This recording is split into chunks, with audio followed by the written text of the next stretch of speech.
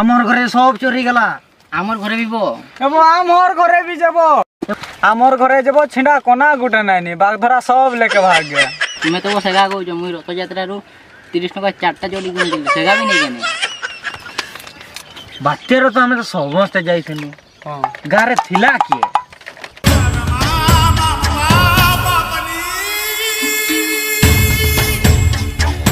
ହେ ବୋ ଗୁଟକା ବାବୁ ଯିଏ ଥିବ ସେ ସବୁ ନେଇ ଫେରା